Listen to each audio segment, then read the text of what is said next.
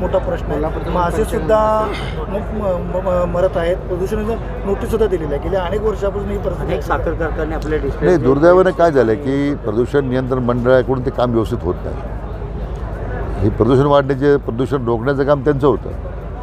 आता आम्ही पुढाकार घेतो आहे की नद्या स्वच्छता ठेवण्यासाठी यासाठी की नदीच्या डाऊनस्ट्रीमला ज्या आमच्या उपसिंचन योजना आहेत, वॉटर सप्लाय स्कीम आहेत, त्याला पाणी द्यायची जबाबदारी जलसंपदा खात्याची असते. म्हणून ज्या ज्या महापालिकेंना पाणी आपण देतो त्यांची तर जबाबदारी आहे की 80% पाणी रिसायकल करून नदीत सोडलं पाहिजे. आज बहुतांशी महानगरपालिका पुण्यासहित 10% 15% सुद्धा पाणी सोडत नाही. त्यामुळे घाण पाणी, प्रदूषित पाणी येतं आहे.